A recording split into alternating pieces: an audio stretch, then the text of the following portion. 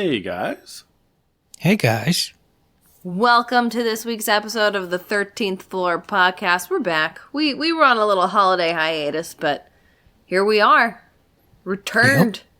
Yep. Here you are returned. You left me for a week. I did. I've traveled to Ireland for a week. But I'm back, and you need to get over it. Okay? James, how you been? I'm good. I went to Podfest, and I'm still kind of wore out from traveling. I had a good time, though. How was Ireland? Ireland was nice. It was mostly just for work.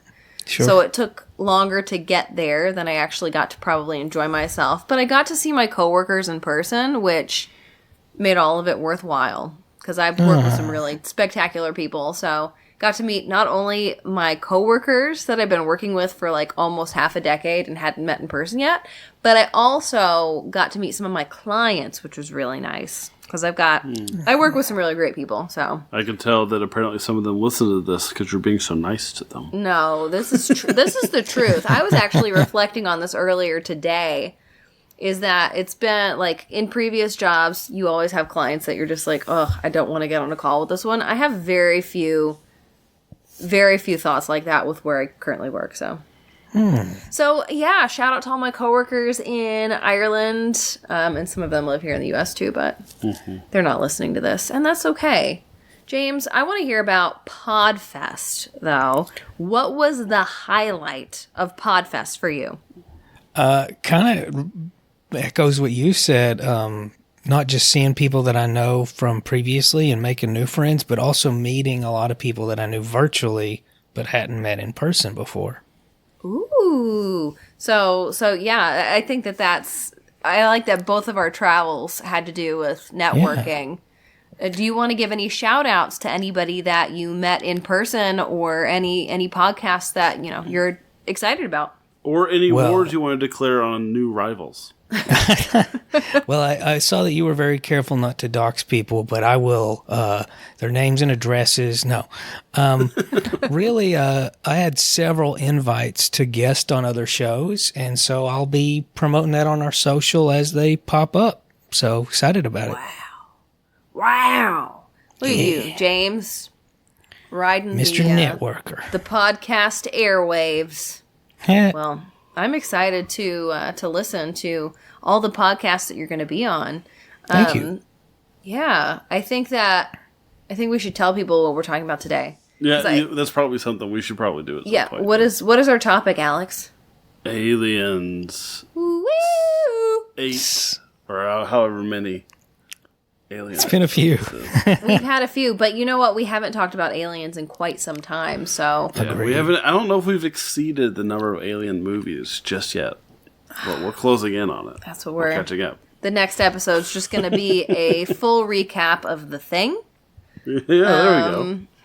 Yeah, no, I'm excited to talk about aliens because it has been a while since we've thought about them. And I feel like they've been more prevalent in the news lately. Because, whenever there's worldwide chaos, all of a sudden there's an alien spotting. And everybody's like, oh my gosh, aliens. But it's like, that alien's just distraction. Have there been aliens spawnings lately? Yeah, there have been. Oh. Big time. I'm out of the loop. That's because you're paying attention to the world events. Yeah, that's silly. You should be looking at the skies. Yeah.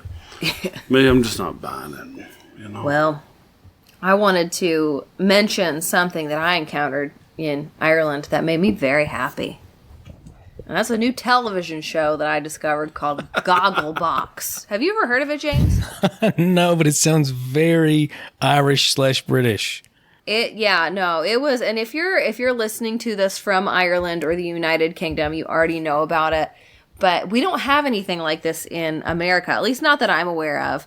But it's basically just a television show of ordinary Irish families and people and friends watching prominent pop culture, like, television shows and commenting on it.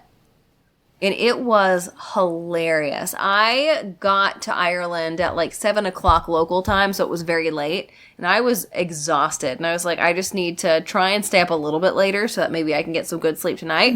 And I turned on Gogglebox and I just laughed my butt off for at least 2 hours. Wow. But, yeah. So, James, with that, I want to know, what's your favorite television show that you've watched lately? Alex, same for you. Ooh. Sorry, icebreaker. Break that ice. Oh, man. I know it's so lame that I constantly watch cartoons, but there's one, there's two in particular. Smiling Friends is hilarious. But recently, I saw one called Ha Ha, You Clowns. That's the name of the show. And I thought it was going to be very edgy, Adult Swim type stuff.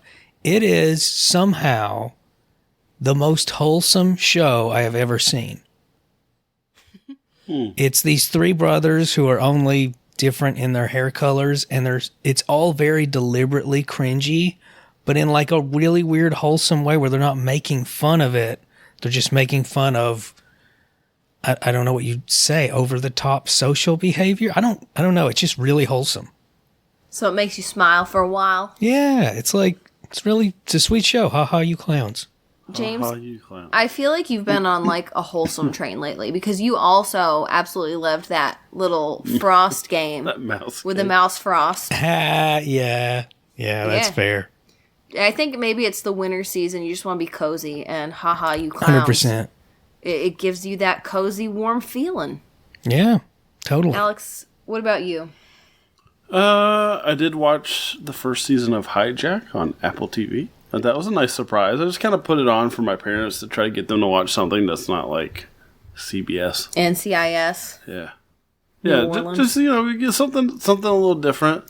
Doesn't Sure. have cowboys in it. Doesn't have They love cowboys. CSI stuff in it. Yeah. And they absolutely loved it. So now they're getting ready to start watching. Somehow I've convinced them to watch The Good Place. So that will be interesting to see what they think about that. That being said, I watched Hijack and I really liked that. And then the newest season of Stranger Things we finally are working on. We finally And started it. I'm really enjoying it. I hope it ends as strong as it's Good. been halfway through. I agree. Through this final season because I'm loving it. So I am liking it. I'm also like sad. Does this ever happen to you, James, where you're watching something and you're like, I know that this is about to end once and for all, and then you don't want to finish it because it's like you don't want it to be over? Oh yeah.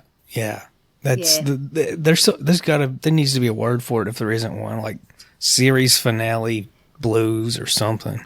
Yeah, that's how I'm feeling because I really like Stranger Things so far. It's got a place near and dear to my heart since, I was in season 2 and played dead female scientist. So, hey, let's not forget about me, blurry background runner. yeah, blurry background scientist. That was fun. Fun times. But it makes me happy. And I'm happy that show did so well. Just overall. Yeah, yeah.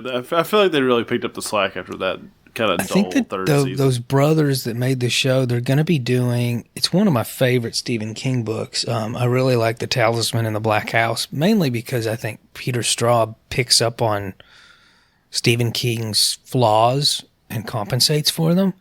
But I think they're doing a TV adaptation of that for, I want to say, Paramount. Ooh. That'd be cool if that's where they're going. I'm not a Yeah, I huge- wish they'd collaborated more because, I think as a duo, they're better than the sum of their parts. Yeah, that happens sometimes. Yeah, it does. You get one of them needs oversight. You know what sure. I want to see is the Dungeon Crawler Carl series turned into. I don't know if it would be better as a TV show or a movie. I want to see. I need to read those books. You're the second or third person to bring that up in like a week. They're very good. I started them on the recommendation of my boss at work. She was like, my husband read these. He loved them. And I got them initially so that Alex could read them because I feel like I could talk his language now because I learned a little bit about video games. But I've been just speeding through them. They're so good. So, anyways. And you know what else is really prominent in those book series? Aliens. Let's talk about aliens. Okay, because that's why this dear listener is on the other end of this broadcast. I thought they just want to hear our TV show recommendations for the rest of the episode. Alex got angry at me and James for always putting him second or third in the lineup. You know, I like to go first. You know, I've been sitting casual for a while. I've been letting y'all take the reins from me in terms of where I go. I decided to take my manhood back. Yeah, he did. And here he goes. What are you talking about today? I'm talking. Oh man, some country came out there. Oh yeah! It's because all right. So it's called the Virginia incident, and it's not Virginia, and it's not vagina. It's Varginha. Varginha incident. Okay. Also known as Brazil's Roswell. Woo! I'm surprised I haven't heard this. I hope we haven't done it before, but when I was reading it, none of this rang a bell. We've gotten into this point in the show where sometimes I don't know if we've done this before or not. A lot of things are kind of similar that I've seen in the past, and yeah, I've definitely done repeat research for a topic before, only to be disappointed and find out I needed to do something else. Yep. But yeah, so this is Brazil's Roswell, and it's one of the most infamous and debated UFO incidents in South America. It is not as good as the two men in a truck shooting at the furry one. That was like one of our first alien episodes. It's still my favorite of the alien encounters. Is this a close second? No, I think there's maybe some other ones. Okay, Alex, this is why we don't put you first. Because you're sitting, You asked me more questions to answer. I was done. All right, listen. Tell us about the Virginia incident. Don't rush me along when you're the one stalling. All right. All right. So this was involving aliens, a crashed craft, and of course, as our Roswell, a military cover-up. So this happened in 96, so much more recent than our Roswell. Yeah. Right? And again, as the name would imply, it happened in the city of Virginia, Minas Gerais, Brazil. Man, you would think I studied Spanish at one point. And so it's a pretty big population there in that city. About 120,000 people lived there at the time. And there was a lot of commotion around this when it happened. And it happened over several days. Several different people saw these things happening. And a lot of people think that this is like one of those go-tos. One of the ones that solidifies an alien encounter. Okay. So this all starts on January 13th. That was a couple days ago. Yeah. We just crossed the 30th anniversary of the event. Wow. So early reports of the sightings had, the typical aerial phenomena. It's unusual. Someone looks up, they see the cigar-shaped UFO about the size of a bus, and it crashes. Some of the reports say that they saw some smoke or some light coming from it, maybe indicating some sort of malfunction aboard the ship. And so it crashes. This guy goes and he goes to the crash site and sees metallic debris. But before he can get too close to the ship, military personnel chase him away. They say, "Get out of here!" Yeah, these are our aliens. Don't you touch them. And so some farmers and a pilot named Carlos Souza, they all put in these reports that they saw this object. And again, both of them are saying that they saw something coming from the ship that they felt like, because they understand alien technology, that they felt like was an indication of some sort of problem aboard the ship. Now, on the 20th of January, today, oh my gosh, as of this recording, whoa, yeah, 30 years ago, we start getting ground level encounters. So at 3:30, three young women. They were all sisters, and they had two sisters and one friend. They were walking through a vacant lot, and they see a humanoid creature crouching against a wall. I don't know if it growled, but I feel like creepy. it should. And so they see this little thing, and it's crouched, and they said it's about 4 to 5 feet tall. It's got this oily skin, so it looks shiny, but it's brown. So not your typical green man. No. I like this. I like this part. It's got large red eyes. That's creepy. Yeah, and then it has this large horn on its head. It's like 3 horns kind of bumping out of its head. It's got V-shaped feet. Okay, so like 2 little beep. Yeah, like weird looking little feet. It's got thin arms, and they said it had visible veins. That's kind of gross. I mean, we have visible veins sometimes, under the right conditions. I don't like it. But they said the alien seemed like it was disoriented and injured, so maybe not growling, like I said, and that it was in pain, and it really smelled bad too. It smelled stinky. Get that sulfur.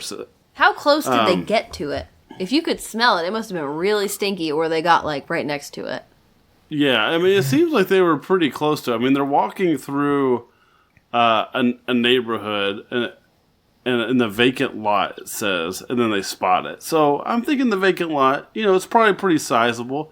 But this little thing maybe is a little stinky. It says it smelled like ammonia or sulfur, just like most of our alien encounters. If they smell something, it's ammonia or sulfur. And then this thing just stares at them. And of course, the girls, absolutely terrified, because their ages 14, 16, and 22. Absolutely terrified. And so they run away. But the entity didn't make any aggressive moves towards them. It was just stared while they ran away. That makes it a little bit sad. Yeah, and then when they got home, they went and told their mom about the devil that they had seen. And the good thing about their stories is that they are all consistent with what the details of what happened. The only thing that is a little iffy, but I would say doesn't discount their encounter, is that they didn't add the alien element until later, when they found out about the alien ship and some of the other things. So they didn't know that there was supposedly a crash. They just saw Right. this thing and they're like, what the heck is that? Right. And then in later interviews, they tied it to this crash. Okay. So they kind of connected the dots. Yeah. Because, I mean, in Brazil, I feel like it is there's a very heavy Catholic presence there. Mm-hmm. So I'm sure that, like, if they saw something like that, they might think it was like a demon. Yeah. I mean, I think it's reasonable, and I think it's reasonable to maybe not jump straight to alien if you don't know about the other stuff. Cloven hooves smells like sulfur. Yeah. Yeah. Right. And so, but then that's not the end of it. So, according to a lot of testimony, some of it anonymous, some of it not, the military, and then I guess I'll cite Yubihara Rodriguez, who there was an interview with. He's the one that actually interviewed the girls shortly after the encounter that they had.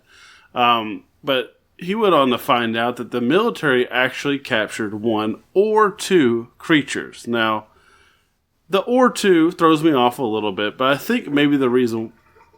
Scared a me. sink. Oh my gosh, our sink just started making a loud noise, and I thought there was an alien in the kitchen. Okay, go on. And I'm letting this sound go away just in case you can hear it. Can you hear it, James? Okay, it's gone. All right.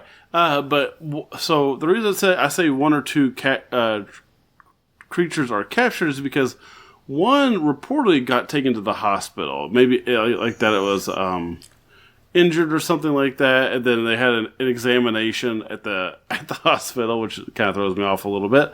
And it had no navel, a small mouth, and unusual biology, they said. So what does this mean? So apparently they think that they found a unique bacteria within its tissue.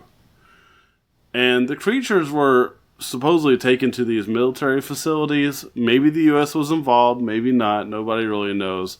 But but during all of this, while they're capturing these things and going to study them, one of them, a 23-year-old military policeman, Marco Eli Shereze, on February 15th, 1996, supposedly So this is a while afterwards, almost a month later.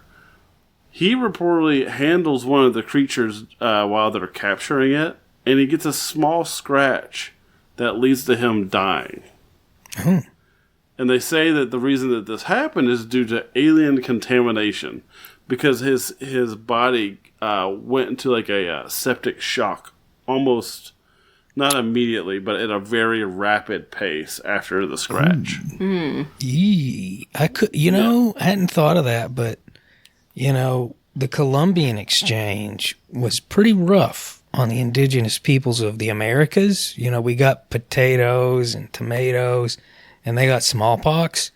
I hadn't thought about the possibility of if aliens came here, could end up in a reverse War of the Worlds situation. Oh, yeah. Yeah. That's freaky. It is freaky. Now, there are some...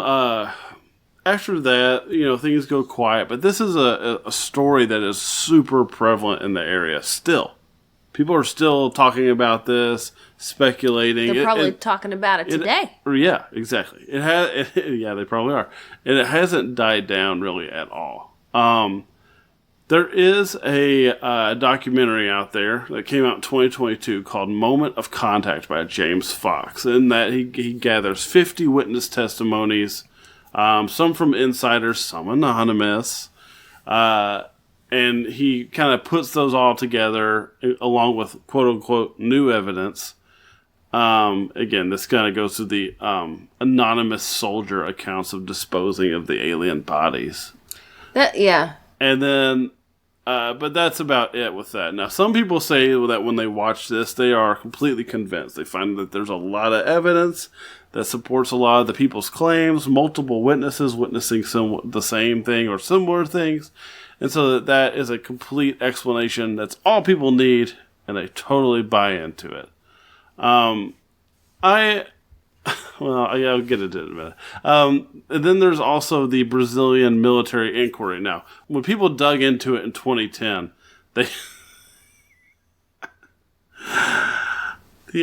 Brazilian Air Force releases this report concluding that nothing extraordinary happens.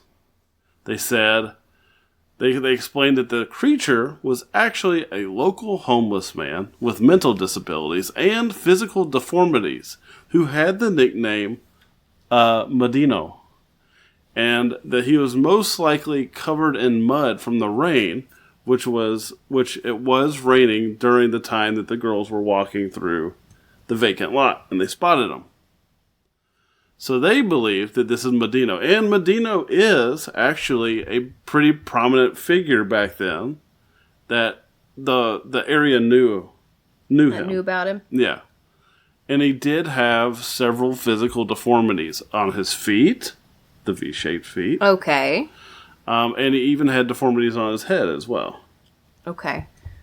He was covered in mud. But what about the red eyes? The bulbous red eyes? He smoked some weed, I guess. I don't know. The thing that gets me is that if they really truly did take an alien to the hospital, which sounds absurd to me. A little weird. Yeah. Yep. More people would have been talking about it, like nurses and people at the hospital would have been talking about it if I'm thinking about it correctly. Yeah, I agree. I think the taking of an alien to a public area is a little weird to me, to say the least. They think the girls' Medino also had skin conditions that could have made him look even more off. Mm-hmm. And if it is raining, and it was heavy rain like it supposedly was, it's very easy to see how three girls might mistake something scary and add even more features to it. You know? Sure. I really feel like that's very easily possible. And then, the thing that I think is really funny is, it's not funny for him, but the guy that died, it looks like that death has been explained by him, Shreze, actually having a bacterial infection that was due to poor hygiene and not actually aliens. So he got like a scratch and then... Yeah, like he just didn't take care of a wound. Poor I don't guy. know, maybe he didn't brush his teeth. I don't know. But what I was laughing about is while I was doing my research, I popped on the Reddit because they were talking about this documentary. Yeah. And someone asked, like, is this the real deal? Like, this thing is pretty convincing. This documentary is awesome. And I find that all of its points of evidence are telling me, yeah, this is the real deal. One thing that people always need to be, because we've talked about this we definitely have talked about this before, especially that episode we had Eric on. But one thing when you're watching a documentary, you have to be aware of. You have to be keeping this in the back of your mind when you watch one. It's called the documentary effect. Yeah. And it's when you're watching one side of an argument, you are going to be persuaded into believing the one side of the argument. Yeah. Oh, every time. Documentaries do not give you both sides, and if they do, it's usually a disingenuous representation of the other side's points. Yeah. And so that's something to keep in mind. But yes, it was thoroughly debunked, as far as some people are considered. Now, thoroughly is maybe a stretch, but the explanation of the homeless man with mental disabilities kind of works for me a little bit. The story of going to the hospital doesn't work for me. No. But there's other elements that I think, yeah, maybe. But I think this one is kind of one that's falls in line with a lot of our other ones where it's a bit of a mass hysteria event that has caused a few people to misremember things, see things differently. It just doesn't really work well when I look at all the facts. I kind of would like to watch the documentary, but me being so skeptical, it feels like I'm just going to be punching at it the whole time while I'm watching it. Yeah. And I don't really want to do that for, 2 hours. So I do think it's a bit of a nothing burger, but I think it's really interesting. And with as many witnesses as it has, it's not a story that's going to go away anytime soon. I've never heard of it before, so I think it's really interesting. Yeah, it was cool to find something I never heard of. Yeah. Agreed. Well, I don't know how I'm going to follow that up.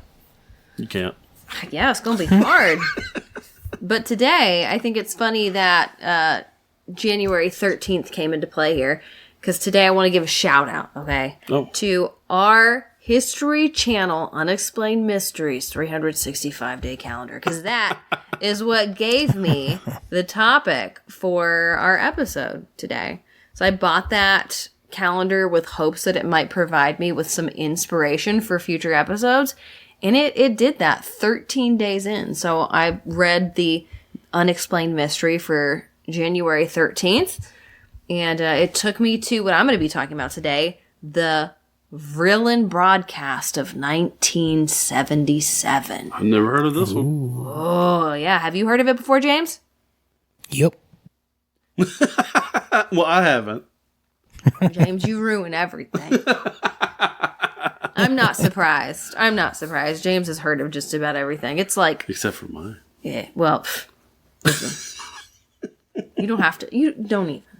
So, anyways, I recently spoke about the Max Headroom incident, which happened in 1987. And this kind of ties the same kind of pirate radio stuff into play. So it's kind of similar and funny that we talked about that recently, but this has a more alien flavor to it, given our topic today. So I'm going to take you back to November 26th, 1977. And the world's minding its own business. Boogie, oogie, oogie into Saturday night fever. Stomping around in platform shoes and bell bottoms, learning how to use the Apple II computer, which was very, very new, right? Yeah. And everybody's just having a good time. Families in southern England are watching the evening news when all of a sudden there was an unexpected interruption to the transmission. And the news was still on, but the audio was taken over and hijacked. And it was the voice of someone who claimed to be Vrillin, a representative of the Ashtar Galactic Command. I want to know what accent he had. They said it sounded distorted and synthesized. Oh, fun. So it was a little bit like, I'm not going to try and mimic Do it. it. No, Yeah. I can't do it. But this self-proclaimed This is the voice alien. of Rillon. Yeah. Here, James. There you go, James. James, let's hear you do it. Okay, you want me to do the whole paragraph? Yeah, say that you are Vrillin, a representative of the Ashtar Galactic Command. This is the voice of Rillon, representative of Ashtar Galactic Command, speaking for you. I'm not going to do the whole thing. No, there's no way. No, that's awesome, man. That was a good job. But Vrillin spoke for a full 6 minutes before they were able to take back control of the broadcast. Ooh. Yeah. Wow. And there aren't any like decent recordings of this incident. It doesn't sound very authentic, but you can watch the news broadcast that happened at the time, but since it was just audio over the broadcast, it's not like the audio included.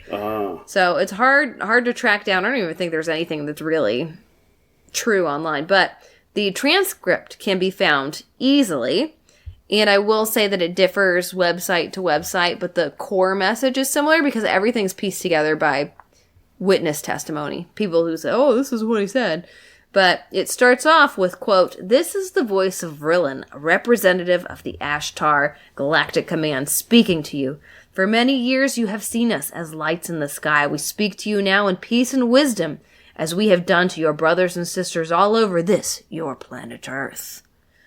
And went on to warn humanity that in order to avoid catastrophe in the end of times, all weapons of evil must be removed, and that we need to learn to live in peace and harmony together. And goodwill in order to survive. And we need to share the, quote, Great Awakening. So people are like, what is this? And he said that New Age can be a time of great peace and evolution. And, quote, "If your rulers are made aware of evil forces that can overshadow their judgments." But he ended by saying, quote, "We have watched you growing for many years, as you too have watched our lights in your sky. You know now that we are here and that there are more beings on and around your Earth than science will admit. We are deeply concerned about you and your path toward the light, and will do all we can to help you. Have no fear. Seek only to know yourselves and live in harmony with the ways..." Excuse me. It's crazy that they sneezed on air like that. Yeah, sorry about that. Vrillin made me sneeze. Anyways, yeah. Take care of yourselves, basically what they're saying. Yeah, be nice. Be nice to one another. But, Good thing we don't have weapons of evil. We have weapons of peace. Yeah. Well, people heard this broadcast, and, with Max Headroom incident, people were, like, terrified. Understandably so. I've seen the video. I didn't like it. Wait, was this 10 years before Max Headroom? Then? Yes, this was before Max Headroom. Then how are they mad about that? They weren't, listen, let me finish my sentence. Unlike the Max Headroom incident, people in this case were skeptical. They called the station. There were tons of people that called in, and they were just like, have you guys been, like, hacked? Like, what is this? So it was not has there been an alien invasion? Instead it was, is this a malfunction or something going on? People did not automatically jump to aliens, like during the World of Wars broadcast that Orson Welles did, decades ago. In that case, people were terrified that the world was coming to an end. I think that's one of the coolest stories. It's a very cool story. I love that. But yeah, in this case, people were just like, this is a dumb prank. So it was interesting. That was most people. That being said, there were small groups on the fringe that were just like, they've come. The aliens are here. Yeah, because this was at the time where New Age and the Age of Aquarius had been around for a decade. So it wasn't on the fringe. Like, people were talking about it. People knew what the Age of Aquarius was. But this happened during a time of New Age. So the fact that even Vrillin mentioned New Age is kind of like, yeah, it's not something that people had not heard of before. But for those fringe groups, the broadcast was like validation. Like, everything that I've thought is actually happening now. And so, over there. yeah, some people, and I had no idea these existed, but there are some people out there who supposedly claim to be channelers. Oh. Yes, I've Yeah, met that's more what- than a few. Yeah. That's when I sit all day and I watch TV. Flip through shit. No, these are people who claim to be able to communicate telepathically with alien beings. So those people were like, he's listened to us. He acknowledges us, that we exist. Vrillin is coming. Yeah. Yeah, I see one on TikTok every now and again, and I'm like, good for her. She's monetized her schizophrenia. It's I didn't know that channelers were even a thing. Let's be real. These Oh, people, yeah. we all know who these people are nowadays, right? We all have a same opinion on this. Something I find very suspicious about Vrillin is it sounds like he took two pre-existing concepts. George Van Tassel claimed, I don't believe George Van Tassel, by the way, back in 1910 that he channeled, funny enough, Ashtar Galactic Command. So that's direct reference to that. And then in 1871, we covered this on the podcast, Vril, The Power of the Coming Race, that book back in the day. I mean, it's like he took Vril, turned it to Vrillin, and then he said he's from Ashtar Galactic Command. It just sounds like he took two stories and merged them. Yeah. Overwhelmingly, people thought this was a prank. And it was very timely because earlier in 1977, a very famous movie came out. Do you know what movie it was, Alex? 77? Yeah. Maybe. Body Snatchers? Star Wars. Star Wars. James, did you have that wrong? I did. What would you guess, James? I was thinking Close Encounters of the Third Kind. That's actually the movie I was thinking of, and I said the wrong title. Well, Star Wars came out in That's why I was making the little weird noises, like the end, you know? Yeah. The news station, Southern Television, they apologized. So it did cause some confusion, lots of phone calls. But they called it, quote, a breakthrough in sound. To this day, no one has any idea who did this. So I don't know. It's a mystery, which is why it was in our mysterious incidents calendar. But, yeah, overwhelmingly people do not think that this was actually an alien. But some people do. It's still apparently referenced in lots of alien subcultures nowadays as, like, evidence that they exist. Makes sense. Yeah, after the incident, when the television, they got control, apparently it just went straight into an episode of Looney Tunes. Oh, how Which I appropriate. feel is, kind of appropriate. But I got my research today from the Independent Paranormal Channel, and Grokkopedia gave a very good rundown of everything. But yeah, that's the Vrillin incident of 1977. Very cool. James, what are you talking about? I'm talking about some heavenly bodies and then some alien taxonomy.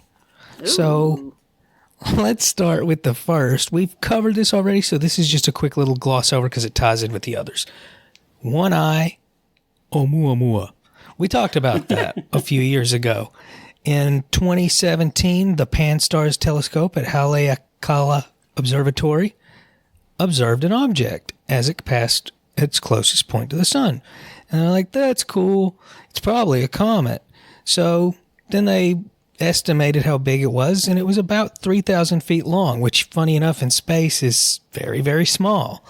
And one thing that really stood out, though, is that it was red, and it didn't have what's called a coma, which is nothing like a medical coma.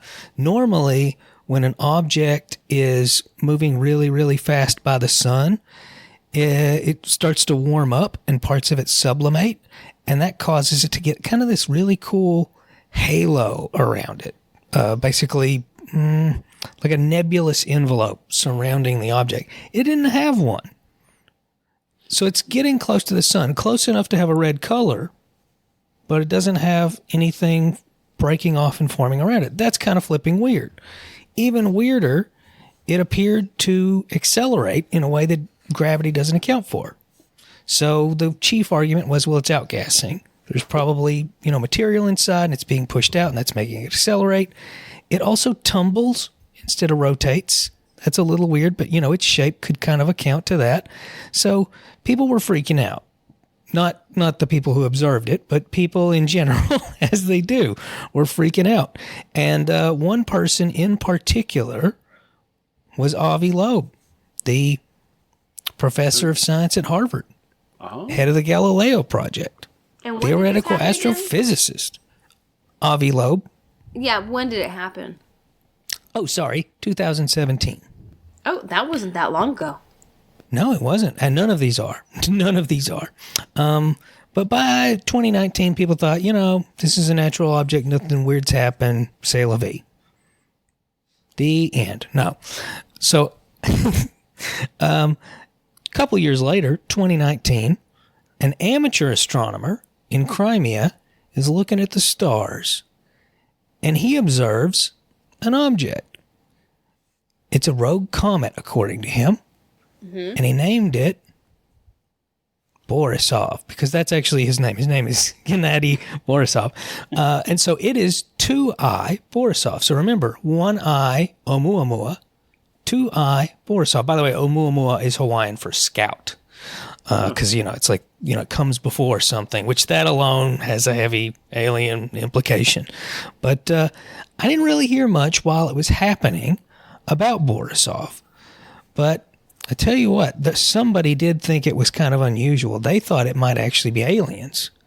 That would be Avi Loeb. There's going to be a pattern here. So there's nothing super unusual, really, other than the fact that it had a hyperbolic orbit. And at one point, it sort of started appearing to fragment and disintegrate. And so that's pretty common, but it still kind of freaked people out because it had lasted so long structurally, in fact, probably millions of years, and then all of a sudden it didn't. Now, the reason for this, I think, was, again, it had a hyperbolic orbit, so it got fast. It got significantly fast. It got so fast that it would have probably been impossible for any kind of man-made spacecraft to even reach it. Like, it was just plowing through the solar system. Well, plowing through the orbit. So that's interesting. That's not the important bit, though. The reason why I mentioned these two was to build up for just last year. In July 2025, I was telling you guys about this in private, but we never talked about it on the show. The Atlas station, which is alone really cool. It's also at Haleakala, just like Oumuamua was observed. It's a robotic survey, so it's very automated and really top of the line. And it's called Atlas because it's the Asteroid Terrestrial Impact Last Alert System. Basically, it kind of exists as a very modern way for us to monitor, like, a doomsday situation with a, like Armageddon. Yeah. The movie, not the war. So in 2025, in July, Atlas observes something. And it also has an unbound hyperbolic orbit. And it passed by a pretty good distance, not a threat. And so they named it, again, 1I, 2I. Now we got 3I Atlas, named after the place that made the observation. It has a coma. It has a solid icy nucleus. It has a cloud of gas and icy dust escaping that nucleus. And that's probably just because as it passes by the sun warms it up. The nucleus sublimates into gases and then it lifts up out and forms a halo, as I've mentioned before about Oumuamua's lack of one. What's really weird about this, though, is it's got a lot of carbon dioxide. Like, so much so that there's enough water and ice, and as such water vapor, that it could probably host something single-celled. That would be kind of a weird thing, but it's certainly possible. And James Webb's telescope took some observations of it, and this was all over my TikTok feed for about 4 months. People were freaking out because this thing, I will say, this is purely emotional, looks unusual. Like, it kind of glows. There's this weird hue to it. People were just really freaking out about it. And when you look at also just the overall size of it, the fact that the comet actually grew its coma diameter tremendously, it exhibited a lot of really unusual qualities. And somebody thought that those qualities lended credence to the idea that it was in fact an alien probe. And that man was Avi Loeb.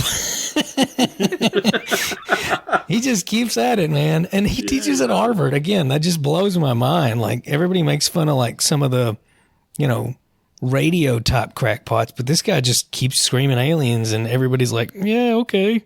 I think he thinks that one day he's going to be right. I looked at the picture of it. It looks pretty. It looks like a bunch of jewels. But it's weird because it's a straight line. Yes. Oumuamua was similar, but this really takes the cake. But yeah, people were for months concerned that just based on its trajectory, its size, and a number of other peculiarities, that something was not quite natural about this. So I think probably the strangest thing about it was the plume that erupted from it. Normally that goes away from the sun because that's the part being heated up. But this went towards the sun. And that's, I don't really have an explanation for that. And by late August, it stopped being elongated toward the sun. Now, bear in mind, when we observe weird things in nature, we just account for the fact that chaos theory, there are variables that we can't account for. Sure, there's fewer variables in space, but maybe there's just something that's, acting on it that's not aliens. But it certainly was a concern. And that brings me to something I haven't heard, but while all this drama with 3i Atlas was going on, I actually wondered about, which is the sun has been really weird this year. The sun has been really weird the past 2 years. We've had like a lot of strange activity. Even now, like even right now, there's a coronal ejection that people are worried about. Mm-hmm. We've seen the northern lights in the south. Yeah. There's been a lot of unusual things that are kind of hard to really account for. So maybe this is some sort of reconnaissance for what's going on with this wonky star. Yeah. So I genuinely think if it's I'm saying if it's aliens, maybe the solar activity is the reason for the aliens. Because if you think about it, again, let's say you've got a herd of gazelle, and one of them is exhibiting behavior that's unnatural, and people are like, "Is it sick? Is it a mutant? What's going on with this gazelle?" Well, how are they going to get observations if they just show up with cameras? The other gazelles are going to act weird and it'd be harder to collect the data. So what do? You send in a camera inside of a stuffed gazelle so it looks totally natural and everything's fine and nothing's unusual. Well, if you're trying to observe solar activity next to a sentient, civilized planet, you masquerade as a comet so you can collect your data without freaking out the evolved apes. So I think that could be an explanation. I'm not saying I believe it. I just think that if it is aliens, I think that's probably the most plausible reason why they would disguise it as a natural phenomenon. And it would be less about us and more about our wonky star at the moment. So that's just my take on it. And this is not related directly with that, but I thought it would be nice to give a little refresher because we haven't done this in a long time. I know we have plenty of new listeners. I thought it'd be nice to have a little refresher in alien taxonomy. Because who knows? We don't know who sent these 3 unusual comets. It was probably just the Big Bang. But if it is aliens, maybe it's one of these guys. So I thought I'd go through it. And a lot of these are amalgams of stories, books, pop culture, but a tremendous amount of these are amalgams of different encounters. And there are so many of these that have these in common that it is difficult for me to completely reject a single one as just the result of a person's imagination. Let's start with the most obvious. This is one that, like, I think would be the hardest to refute because there have been so many sightings, and that would be the Greys. The Greys. I knew you were going to say that, James. Everybody. Yeah, exactly. Everybody knows the Greys. They're little, about 3 to 4 feet. They're gray skinned. They're humanoids. They have big black eyes. They have no hair that we can see. They don't have ears or noses. And the most common stories about them are pretty negative. Abductions, medical experiments, the probes, all the scary, weird stuff. And of course, they're associated. The what? Stereotypical alien. Yeah, they really are at this point. And it's funny because where did that stereotype come from? Well, it came from a series of experiences that people reported. So I think that they are definitely, they seem at best neutral and at worst malevolent. And a number of people who have interacted with them in encounters claim that they are from Zeta Reticuli star system, which is why they're often also called, far less often than the Greys, Zeta Reticulans. So that's their story. Some people also think that they are bioengineered or partially mechanical. They certainly, if the Roswell autopsies are to be believed, they don't seem to have a natural way of reproducing. So that implies that they are either engineered by another race or they have done something artificial to create, further their species. Mm-hmm. Then you got the reptilians. These are the lizard people like we did in episode 1. The what? That's why they probe us. Yeah, maybe. Well, they are associated with hybrids too, but who knows? I find that one a lot harder to believe. A human being has genetically more in common with a daffodil than an alien. But anyway, the reptilians are tall, scaly, humanoid, 6 to 7 feet. They are often in conspiracies believed to be in control. They're the ones that you see in the wacky YouTube videos where, the Queen of England's eyes will glitch out and turn into slitted pupils and things like that. I think it's a little too on the nose that they're from the Draco star system, but that is where a lot of people claim they're from. And that's also ties in with Hollow Earth. They're believed to be the inhabitants just below us, which means if that's true, they're not extraterrestrials. They're actually just as much a part of Earth as we are. More people. Yeah. These two are kind of connected. You got the Nordic aliens, so-called because they kind of look like people from Sweden, except they are taller, and they are believed to be peaceful and benevolent, also like the people of Sweden, and they are frequently associated with spiritual enlightenment, and they're believed to have originated from the Pleiades, which is, why they're called the Pleiadians. I won't get into a tangent on this. I know I've talked about it before. But every culture on Earth has a myth involving the Pleiade constellation. And I find that very interesting. Related to the Nordic aliens are the tall whites. They are kind of like the Nordic aliens, but they are like 8 feet tall.